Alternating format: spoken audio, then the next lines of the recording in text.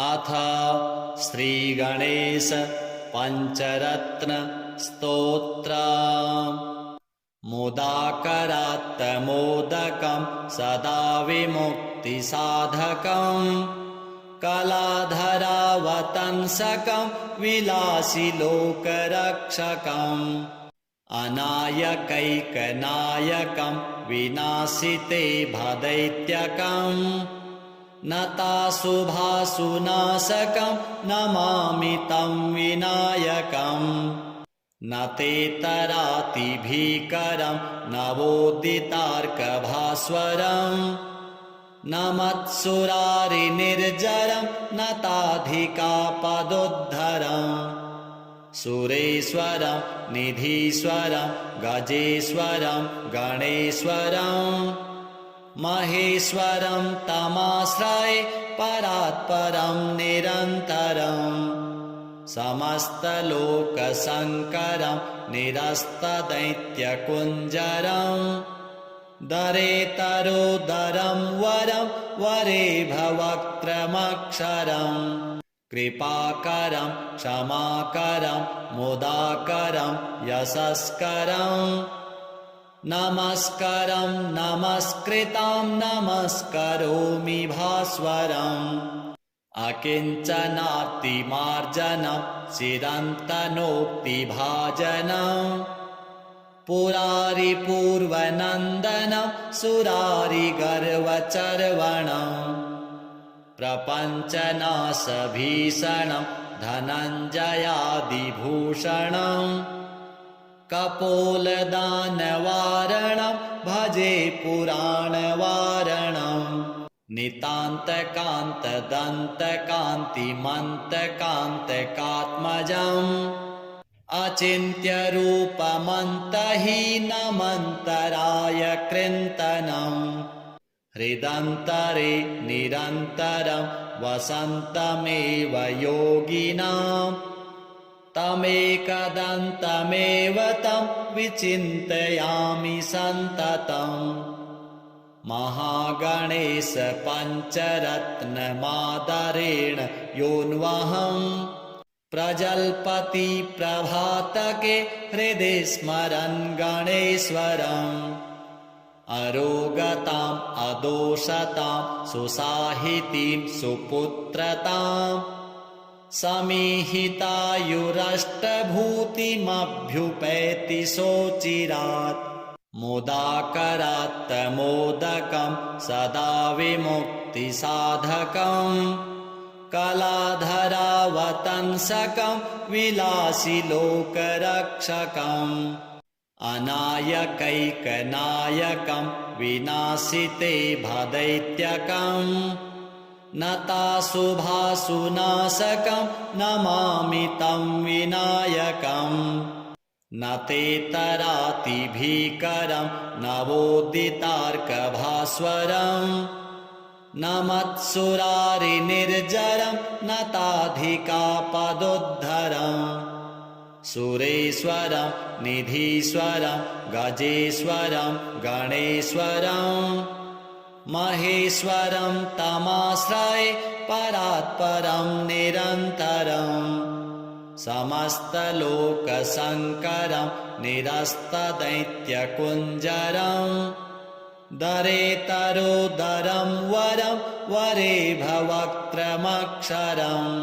कृपाकरं क्षमाकरं मुदाकरं यशस्करम् नमस्करं नमस्कृतं नमस्करोमि भास्वरम् अकिञ्चनातिमार्जनं चिरन्तनोक्तिभाजनं पुरारिपूर्वनन्दनं सुरारिगर्वचर्वणं प्रपञ्चनाशभीषणं धनञ्जयादिभूषणम् कपोलदानवारणं भजे पुराणवारणम् नितान्तकान्तदन्तकान्तिमन्तकान्तकात्मजम्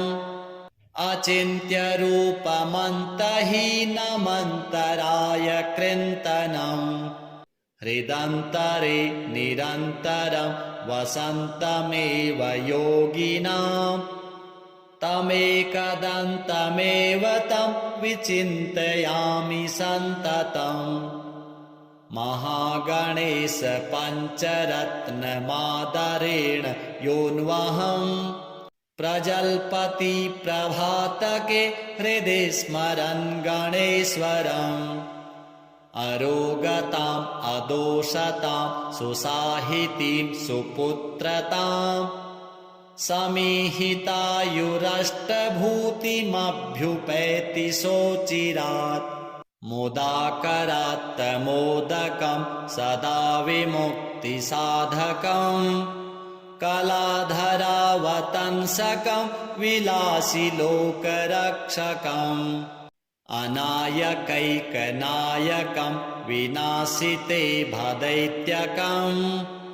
नताशुभाशुनाशकं नमामि तं विनायकम् न ते तरातिभीकरं नवोदितार्कभास्वरम् न मत्सुरारिनिर्जरं न ताधिकापदोद्धरम् सुरेश्वरं निधीश्वरं गजेश्वरं गणेश्वरम् महेश्वरं तमाश्रये परात्परं निरन्तरम् समस्तलोकशङ्करं निरस्तदैत्यकुञ्जरम् दरेतरोदरं वरं वरेभवक्त्रमक्षरम् कृपाकरं क्षमाकरं मुदाकरं यशस्करम् नमस्करं नमस्कृतं नमस्करोमि भास्वरम् अकिञ्चनार्तिमार्जनं चिरन्तनोक्तिभाजनम् पुरारिपूर्वनन्दनं सुरारिगर्वचर्वणम् प्रपञ्चनाशभीषणं धनञ्जयादिभूषणम् कपोलदानवारणं भजे पुराणवारणम् नितान्तकान्तदन्तकान्तिमन्तकान्तकात्मजम् अचिन्त्यरूपमन्तहीनमन्तराय कृन्तनम् हृदन्तरे निरन्तरं वसन्तमेव योगिनाम् तमेकदन्तमेव तं विचिन्तयामि सन्ततम् महागणेश पञ्चरत्नमादरेण योऽन्वहम् प्रजल्पति प्रभातके हृदि स्मरन् गणेश्वरम् अरोगताम् अदोषताम् सुसाहितीं सुपुत्रताम् समीहितायुरष्टभूतिमभ्युपैति सोचिरात् मुदाकरात्तमोदकं सदा विमुक्तिसाधकम् कलाधरावतंसकं विलासिलोकरक्षकम् अनायकैकनायकं विनाशिते भदैत्यकम् नताशुभाशुनाशकं नमामि तं विनायकम् न ते तरातिभीकरं नवोदितार्कभास्वरम् न मत्सुरारिनिर्जरं न ताधिकापदोद्धरम् सुरेश्वरं निधीश्वरं गजेश्वरं गणेश्वरम् महेश्वरं तमाश्रये परात्परं निरन्तरम् समस्तलोकशङ्करं निरस्तदैत्यकुञ्जरम् दरेतरोदरं वरं वरेभवक्त्रमक्षरम् कृपाकरं क्षमाकरं मुदाकरं यशस्करम् नमस्करं नमस्कृतं नमस्करोमि भास्वरम् अकिञ्चनार्तिमार्जनं चिरन्तनोक्तिभाजनम् पुरारिपूर्वनन्दनं सुरारिगर्वचर्वणम् प्रपञ्चनाशभीषणं धनञ्जयादिभूषणम् कपोलदानवारणं भजे पुराणवारणम् नितान्तकान्तदन्तकान्तिमन्तकान्तकात्मजम् अचिन्त्यरूपमन्तहीनमन्तराय कृन्तनम् हृदन्तरे निरन्तरं वसन्तमेव योगिनाम् तमेकदन्तमेव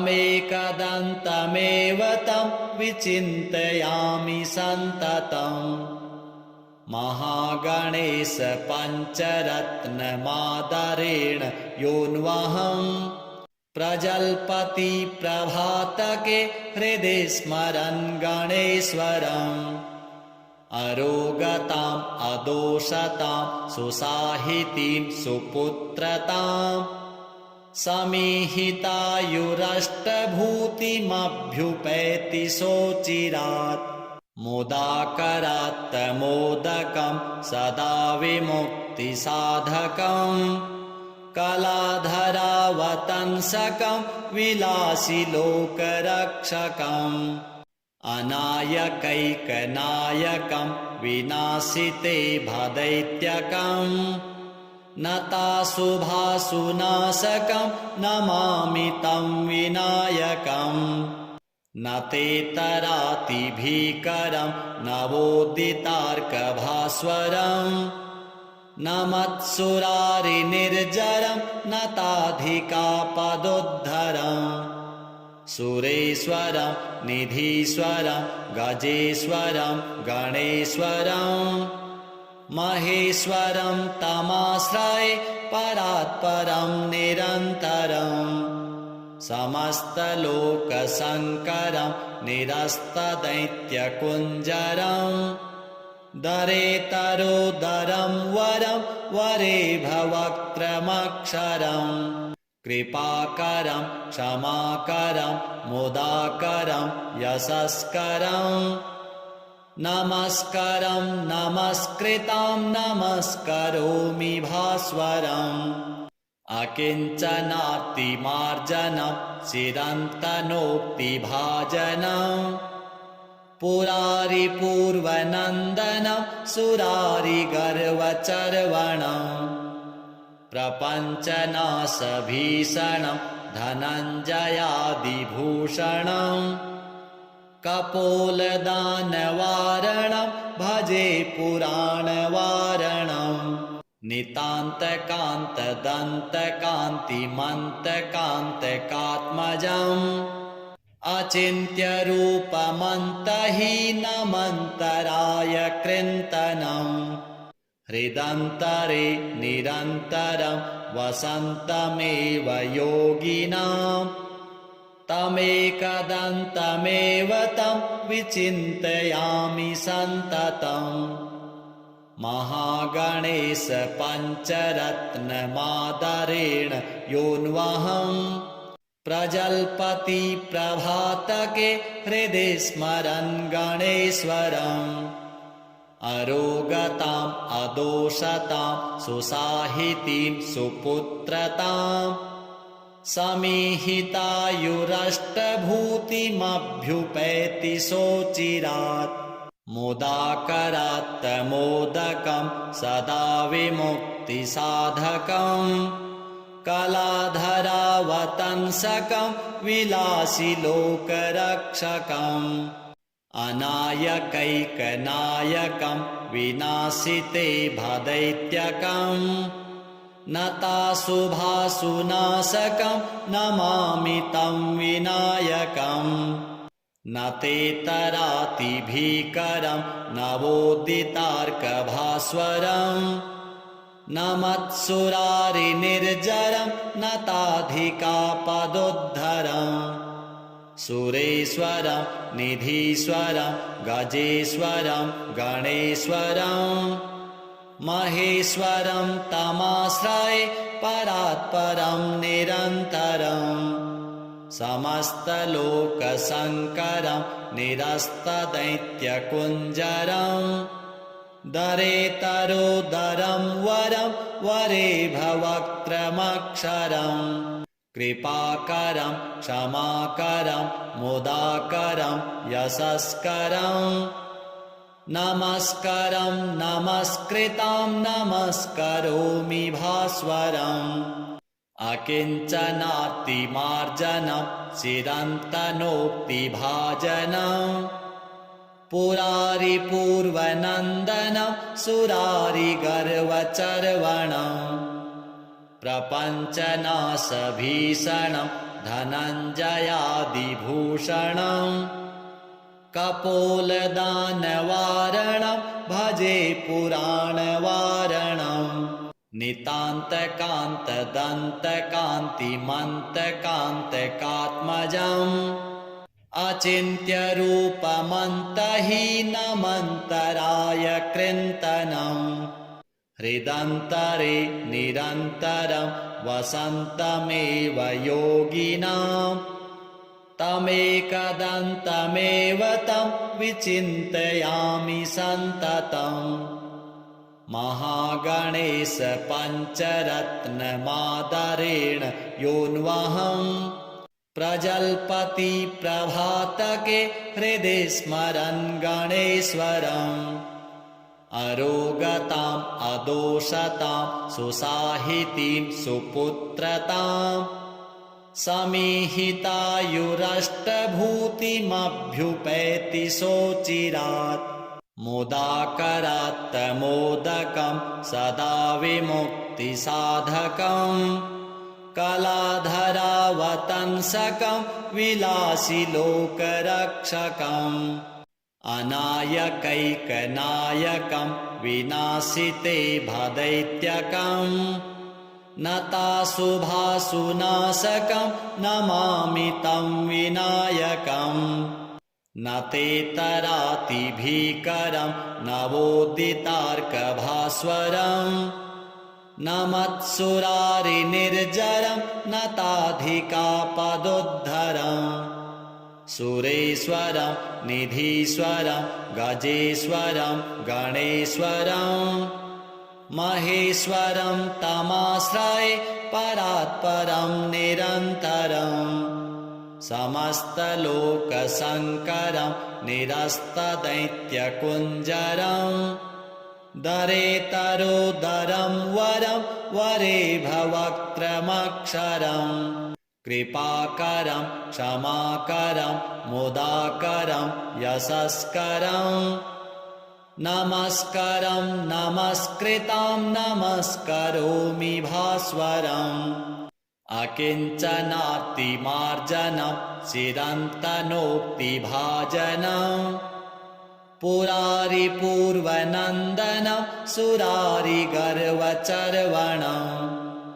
प्रपञ्चनाशभीषणं धनञ्जयादिभूषणम् कपोलदानवारणं भजे पुराणवारणम् नितान्तकान्तदन्तकान्तिमन्तकान्तकात्मजम् अचिन्त्यरूपमन्तहीनमन्तराय कृन्तनम्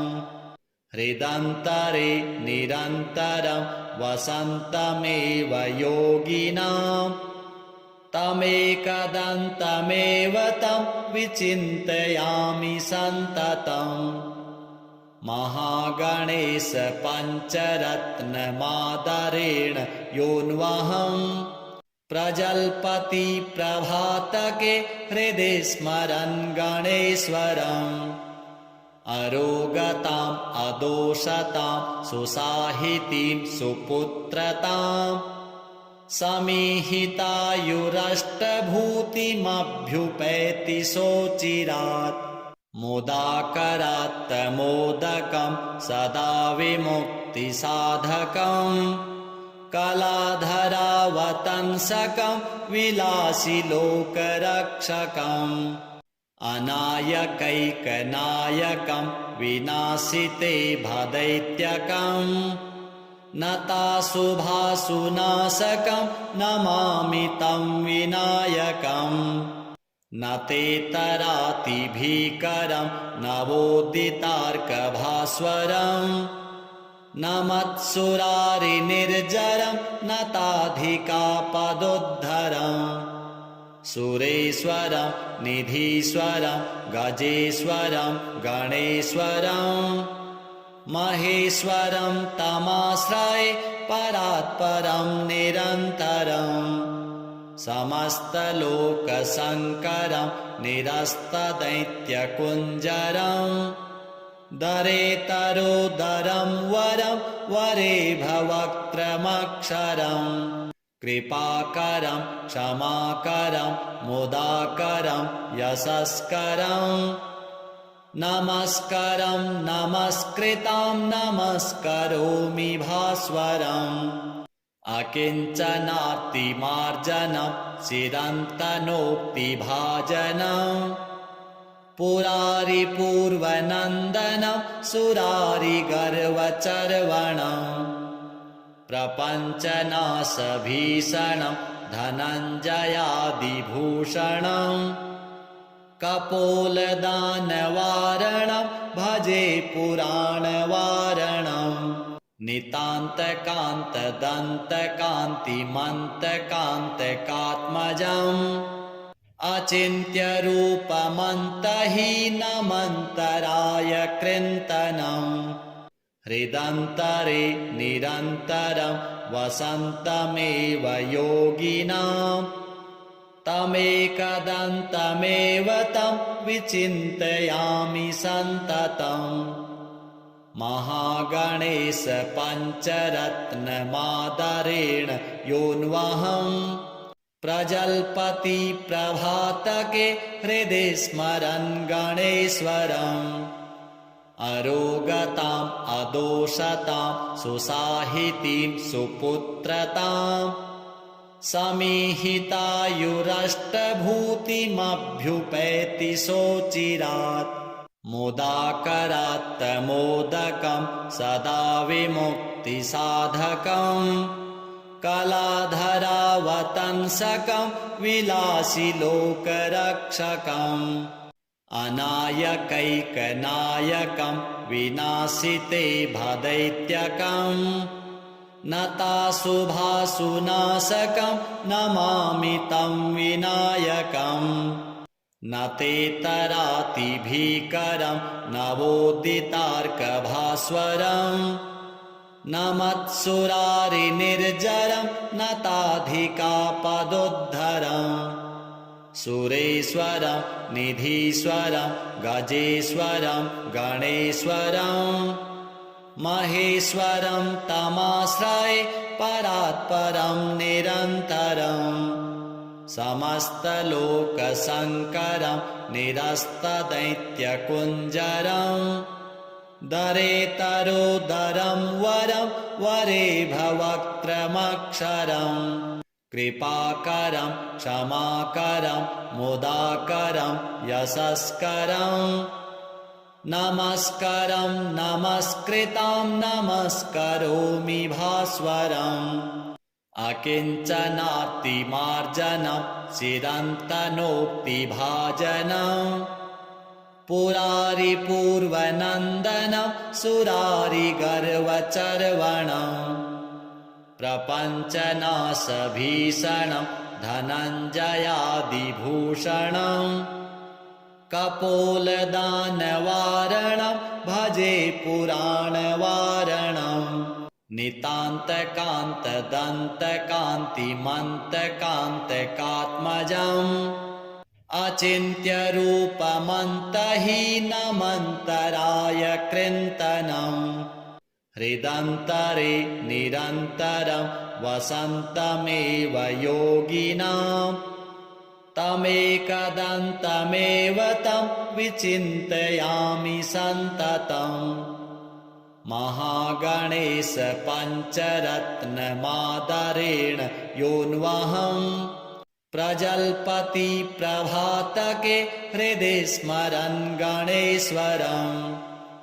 अरोगताम् अदोषताम् सुसाहितीं सुपुत्रताम् समीहितायुरष्टभूतिमभ्युपैति सोचिरात् मोदाकरात्तमोदकं सदा विमुक्तिसाधकम् कलाधरावतंसकं विलासिलोकरक्षकम् अनायकैकनायकं विनाशिते भदैत्यकम् नताशुभाशुनाशकं नमामि तं विनायकम् न ते तरातिभीकरं नवोदितार्कभास्वरम् न मत्सुरारिनिर्जरं न ताधिकापदोद्धरम् सुरेश्वरं निधीश्वरं गजेश्वरं गणेश्वरम्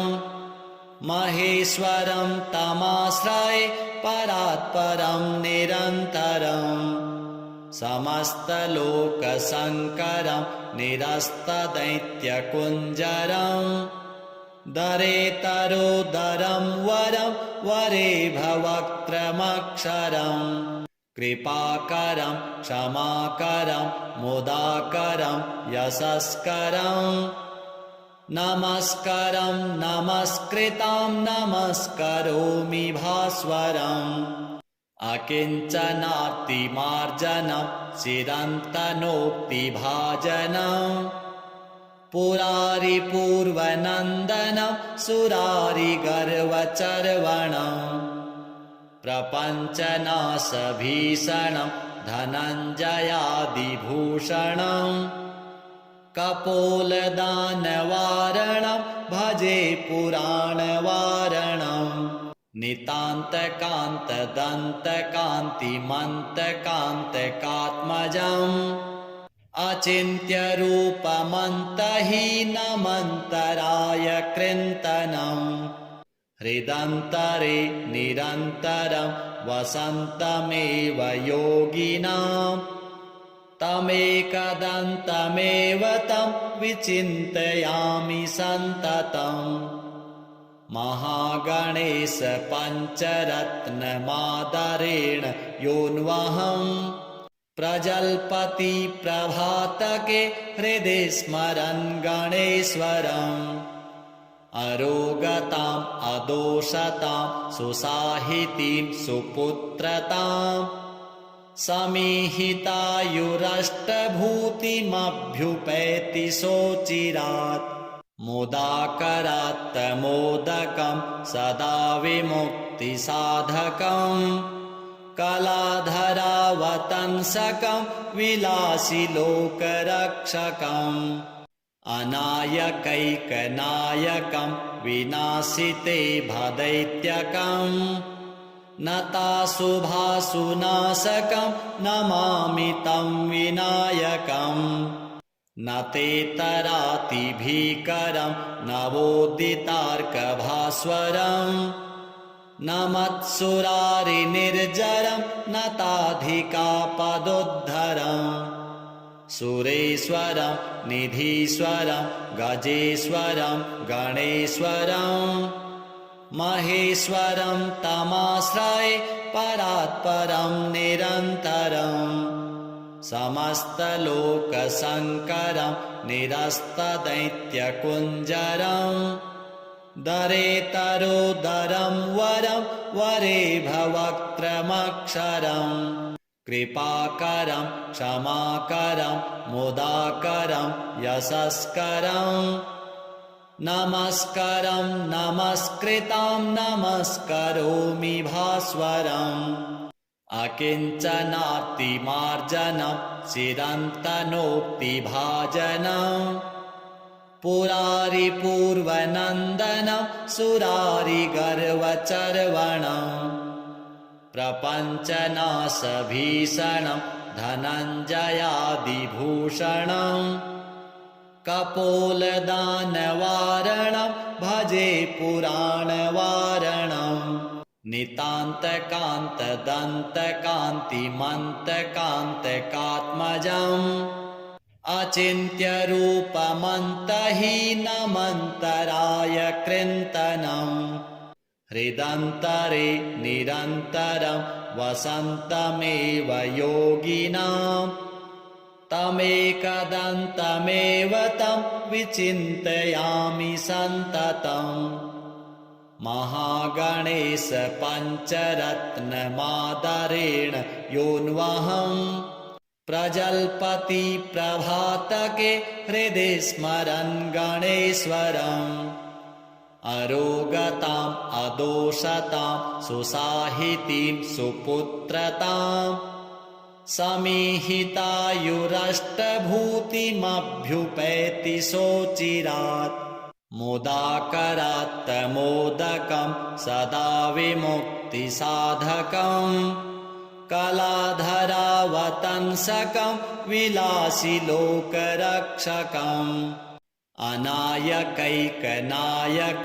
विनाशिते भदैत्यकम् नताशुभाशुनाशकं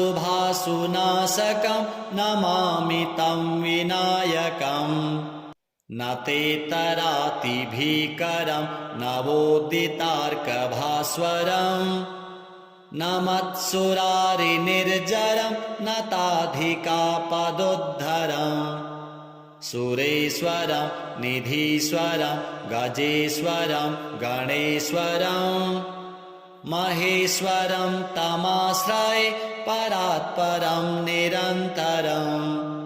समस्तलोकशङ्करं निरस्तदैत्यकुञ्जरम् दरेतरोदरं वरं वरे भवक्त्रमक्षरम् कृपाकरं क्षमाकरं मुदाकरं यशस्करम्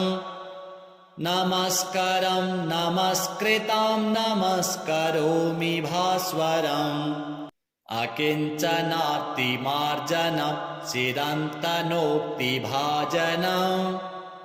पुरारिपूर्वनन्दनं सुरारिगर्वचर्वणम् प्रपञ्चनाशभीषणं धनञ्जयादिभूषणम् कपोलदानवारणं भजे पुराणवारणम् नितान्तकान्तदन्तकान्तिमन्तकान्तकात्मजम् अचिन्त्यरूपमन्तहीनमन्तराय कृन्तनम् हृदन्तरे निरन्तरं वसन्तमेव योगिनाम् तमेकदन्तमेव तं विचिन्तयामि सन्ततम् महागणेश पञ्चरत्नमादरेण योऽन्वहम् प्रजल्पति प्रभातके हृदि स्मरन् गणेश्वरम् अरोगताम् अदोषताम् सुसाहितीं सुपुत्रताम् समीहितायुरष्टभूतिमभ्युपैति सोचिरात् मुदाकरात्तमोदकं सदा विमुक्तिसाधकम्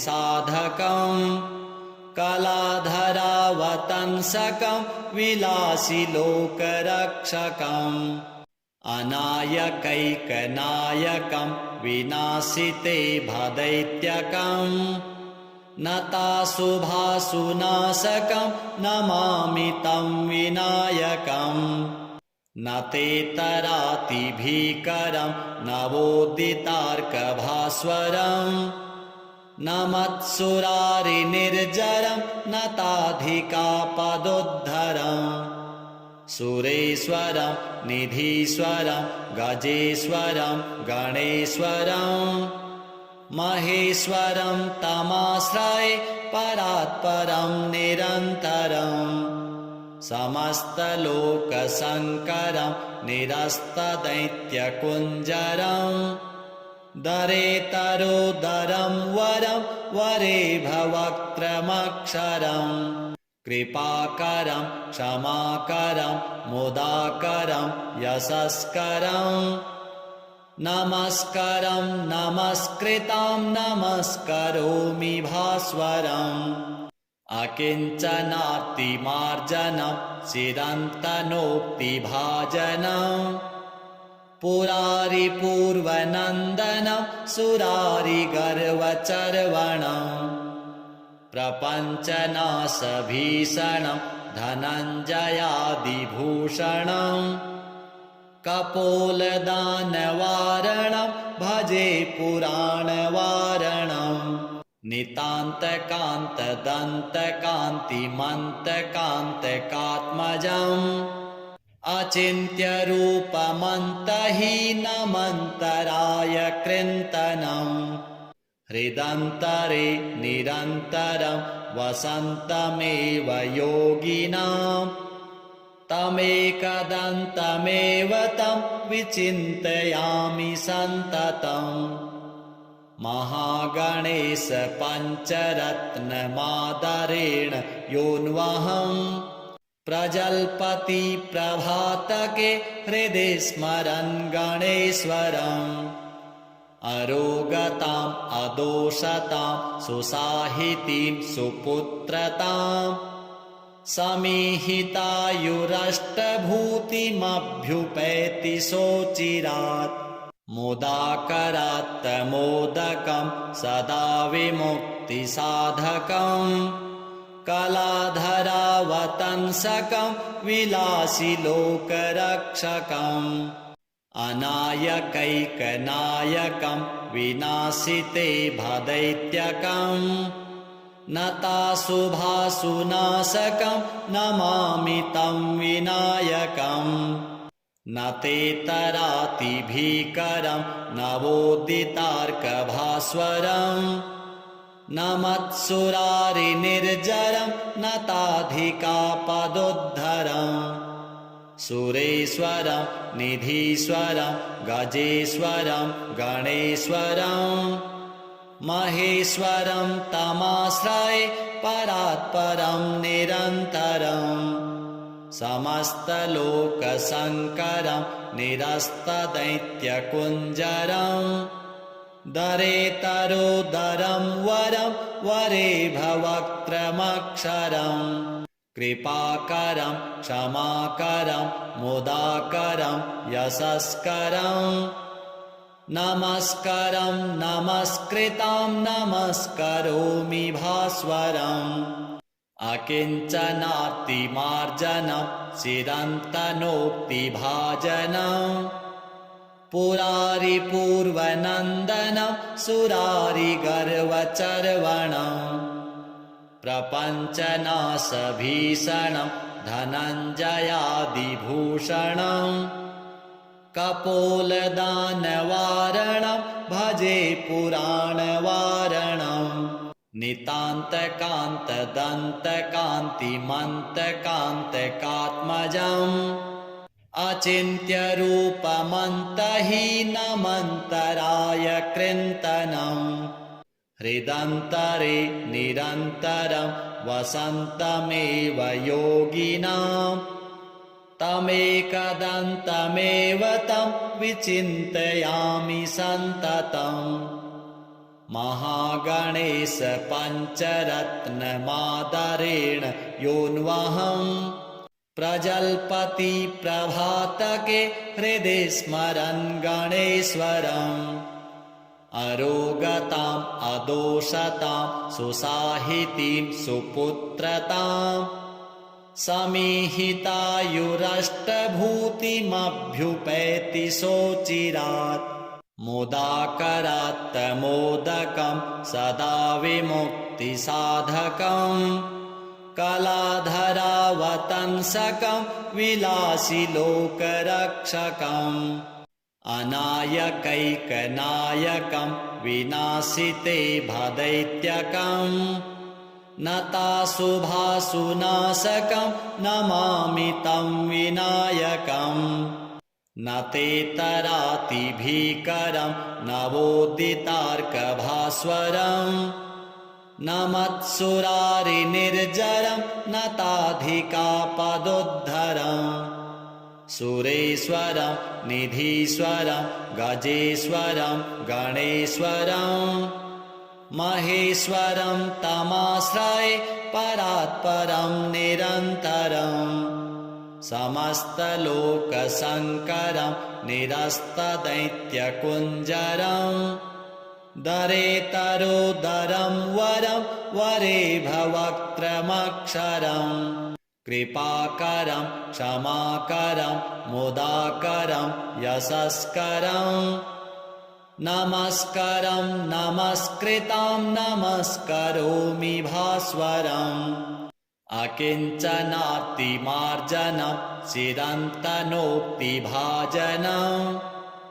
पुरारिपूर्वनन्दनं सुरारिगर्वचर्वणं प्रपञ्चनाशभीषणं धनञ्जयादिभूषणम् कपोलदानवारणं भजे पुराणवारणम् नितान्तकान्तदन्तकान्तिमन्तकान्तकात्मजम्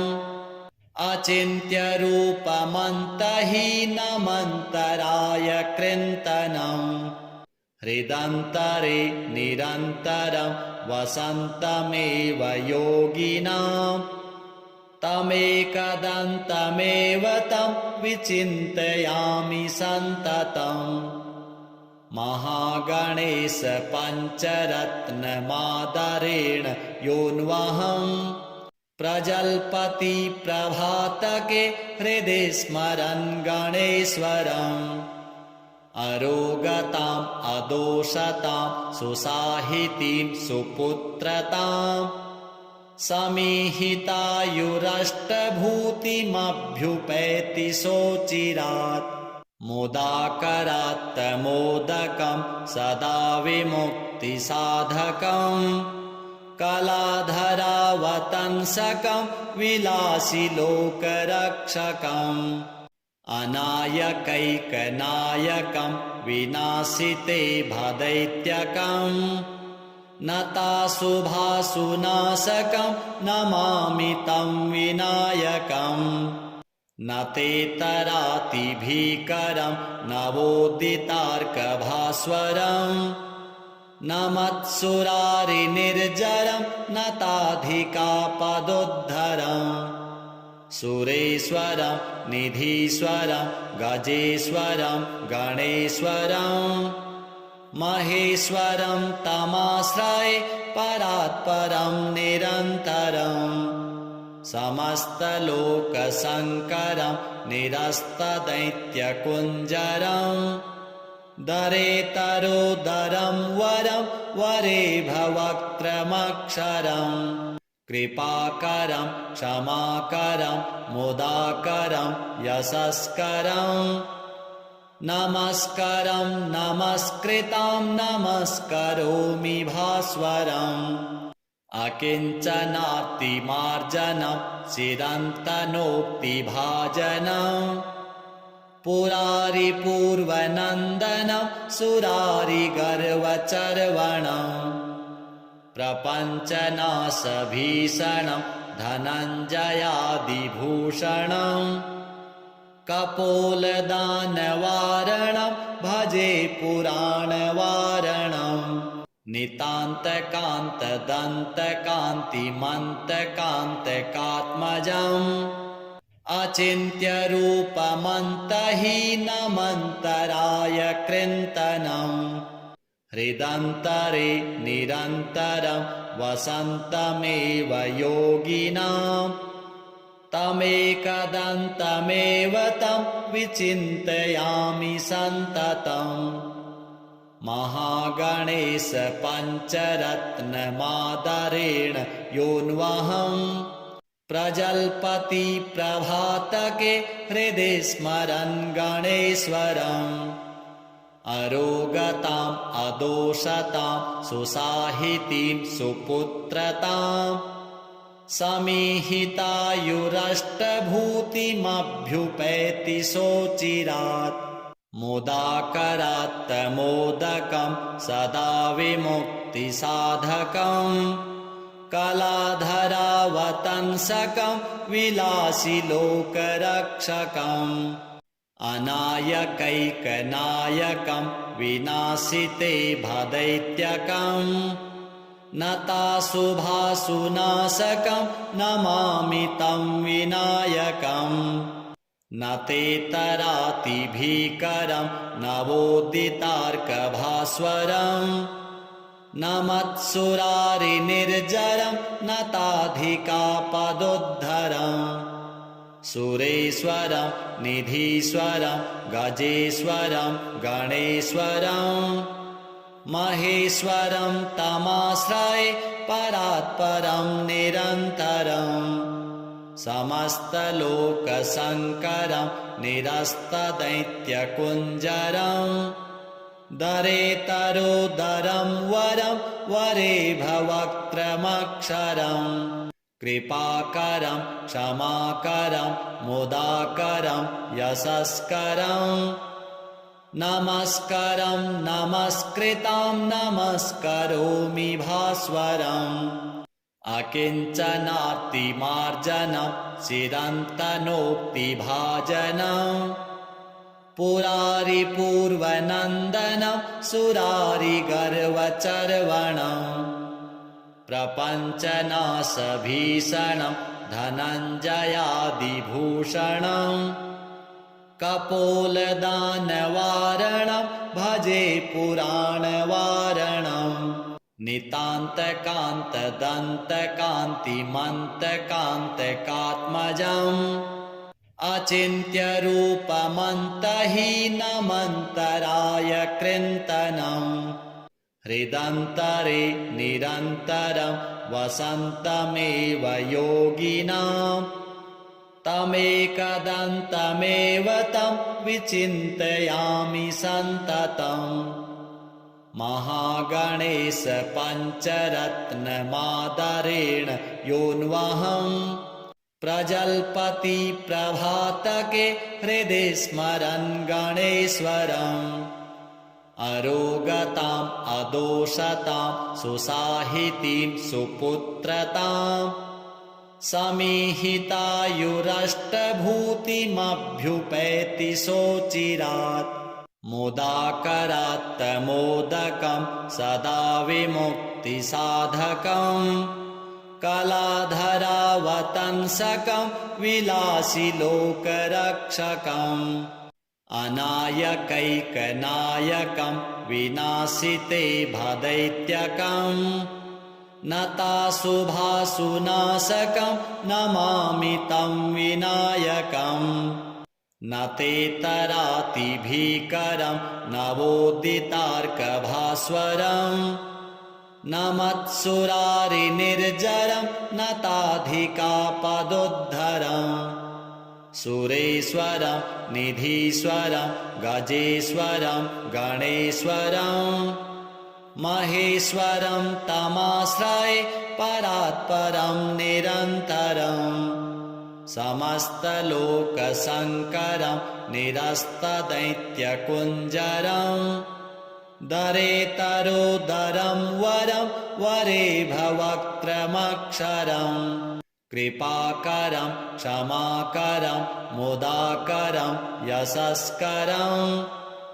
नमस्करं नमस्कृतं नमस्करोमि भास्वरम्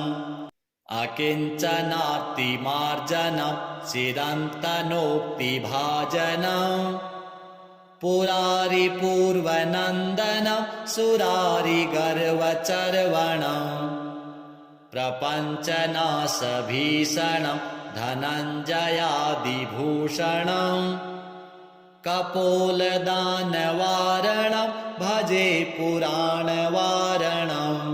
नितान्तकान्तदन्तकान्तिमन्तकान्तकात्मजम्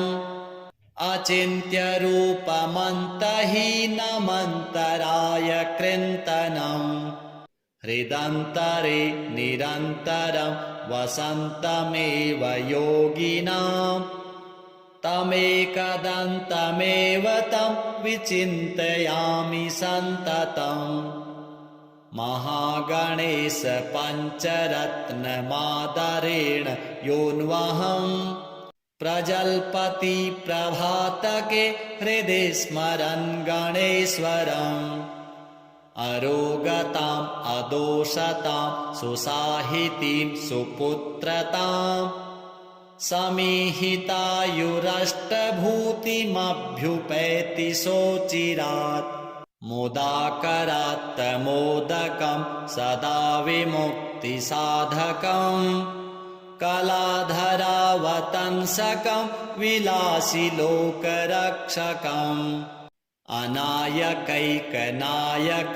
विनाशिते भदैत्यकम् नताशुभाशुनाशकं नमामि तं विनायकम् न तेतरातिभीकरं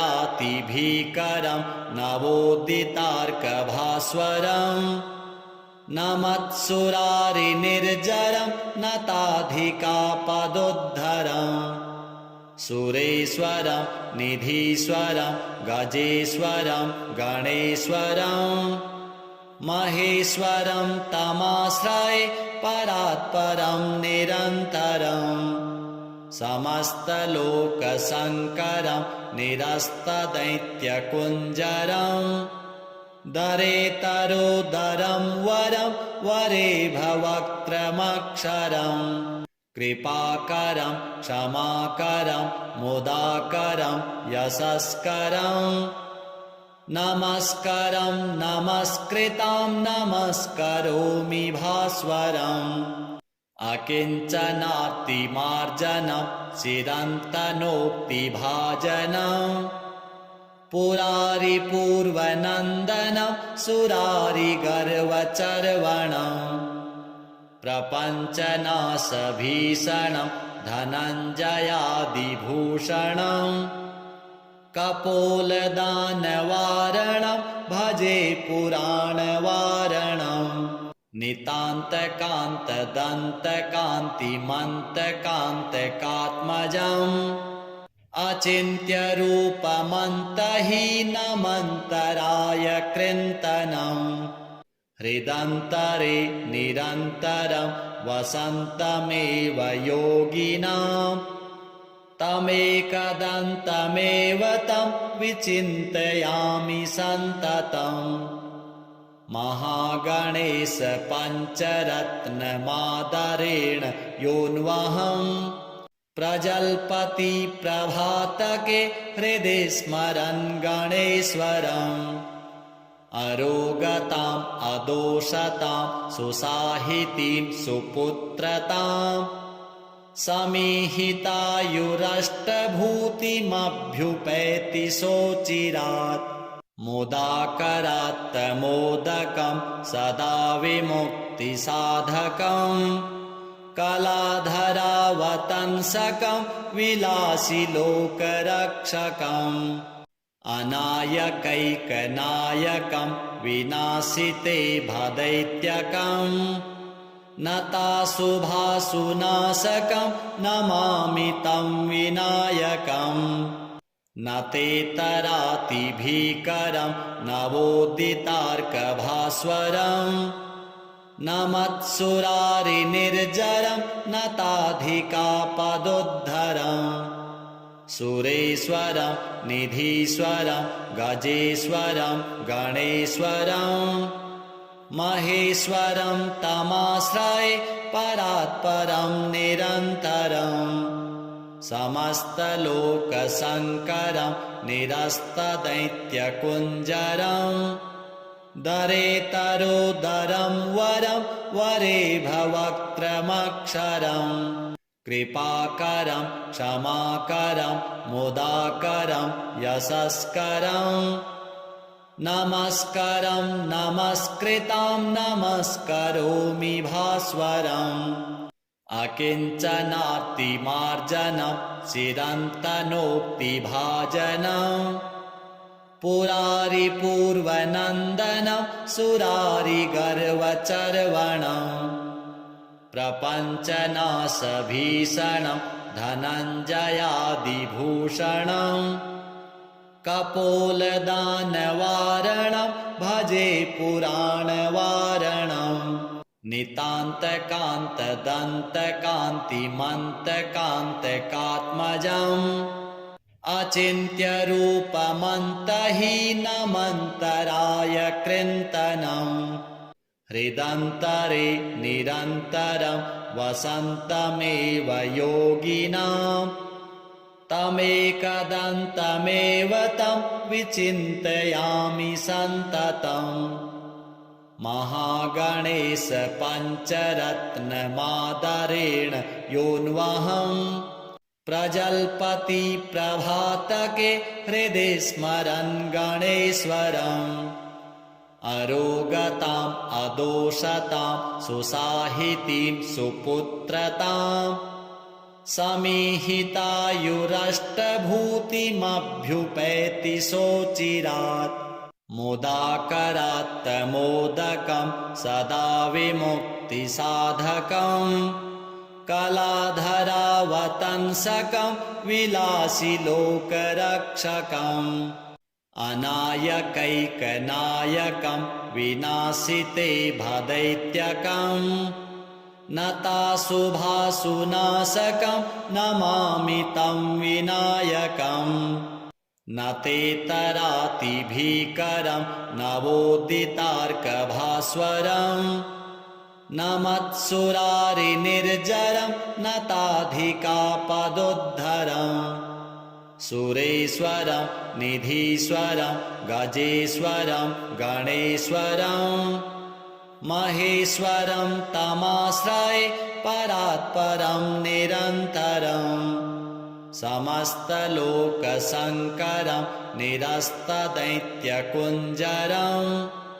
दरेतरोदरं वरं वरे भवक्त्रमक्षरम्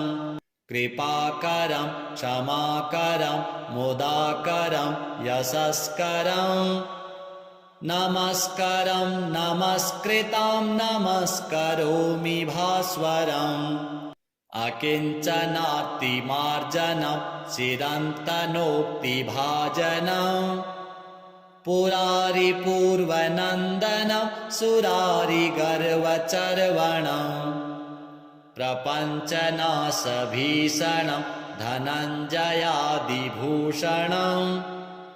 कपोलदानवारणं